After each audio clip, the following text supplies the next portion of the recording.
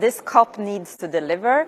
We know now from different reports, the latest one on the IPCC, the development report, show that we are in risk of missing the Paris Agreement, and we actually have, in 13 years, we are going above 1.5 degrees if we don't improve what the world is doing.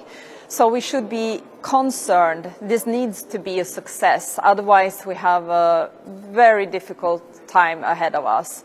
And on the other hand, I think the European Union should be confident that we actually managed this year to conclude the climate law, but also start the work with the climate package. And I think this is a leadership that the European Union can work from and show that we are doing homework now. We've seen almost all summer heat waves, fires, floods all over the world.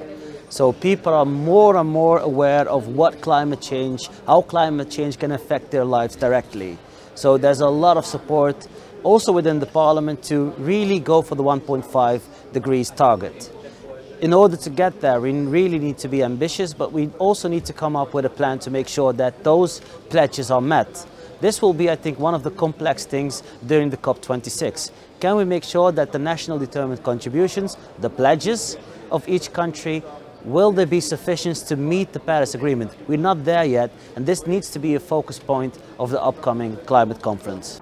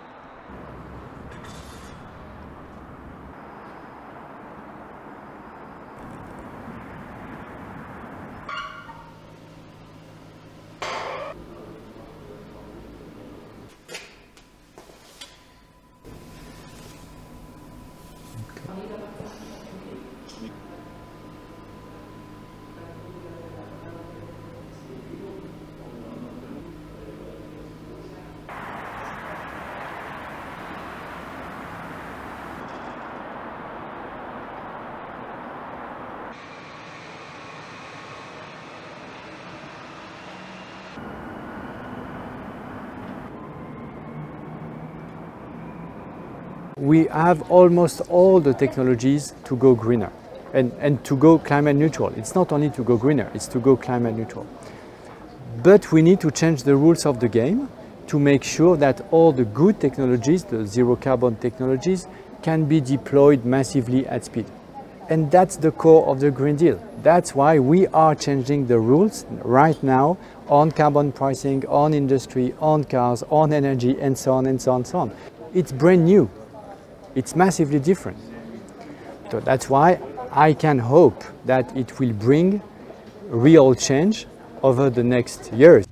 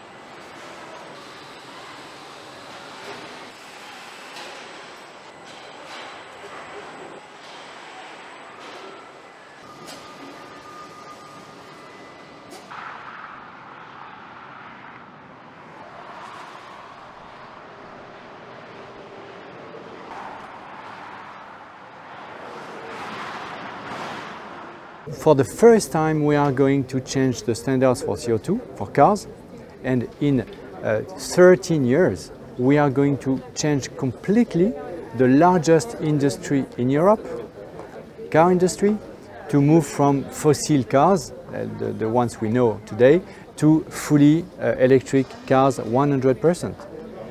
That's a massive change. Another example for industries. Up so far, they just paid a carbon price of 5, 10, 20 euros, so almost nothing per ton of CO2. Now it's 60 and maybe tomorrow 70, 80. So we are in a different world. And it's completely new again. So that's why when you add all these pieces, and I just mentioned 2 out of a package of 54, then you start entering into a systemic change.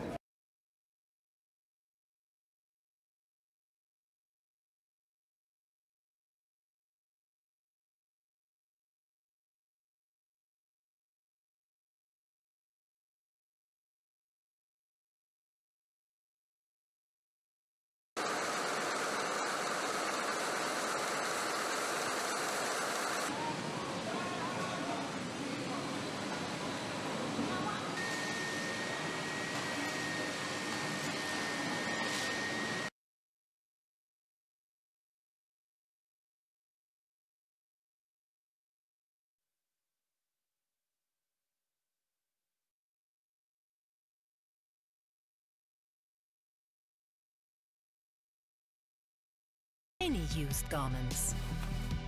We upcycle them into a new biodegradable raw material, which has the same or higher quality than virgin pulp.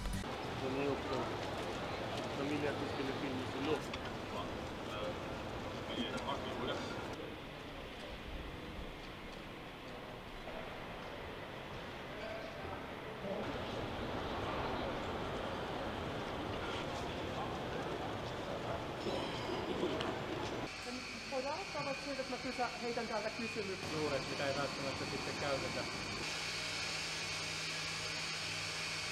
And here there's the supernatant system.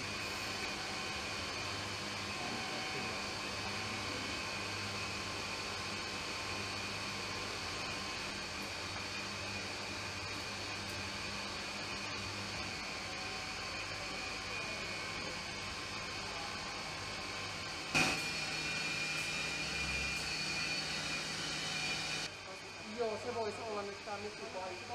Be integrated into diet or jotain tämän Tastes like noodles. Vessassa sen kanssa, niin saatiin talteen.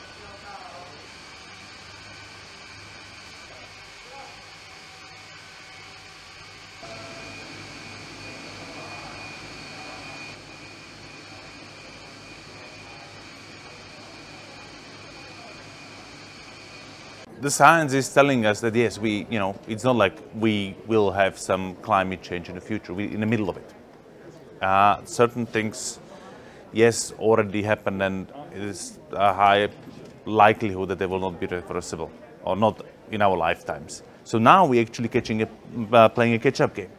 So while people are thinking about I have to pay the price now, we have to actually, and that's our job, speed up the legislation and include mechanisms that will compensate people for the high price, that will help the people in need. And the social fund will play an important role.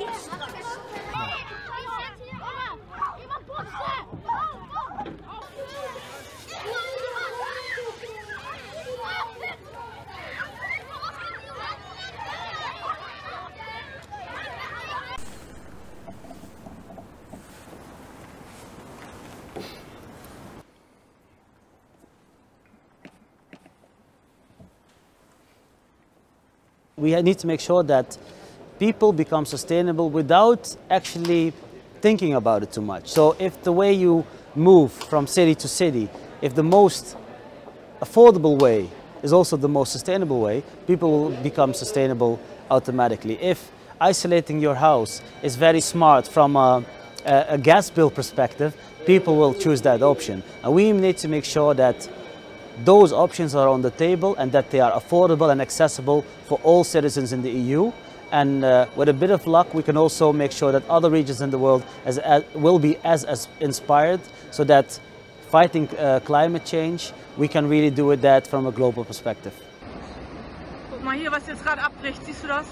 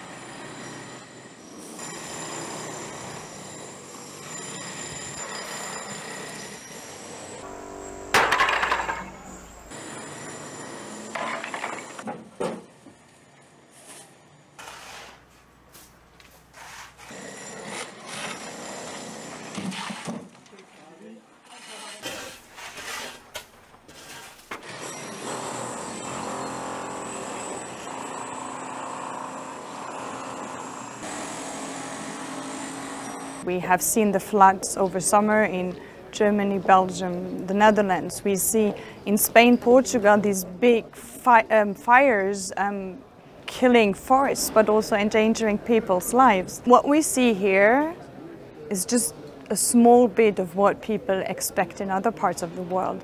Imagine you live you live in areas that are totally desertificated. Imagine you live in places where basically your livelihood has been underwater for 1 or 2 years now. And we are rich countries. We have a lot of money. We had a lot of capacity to do adaptation. Others don't. For them, it's really killing them.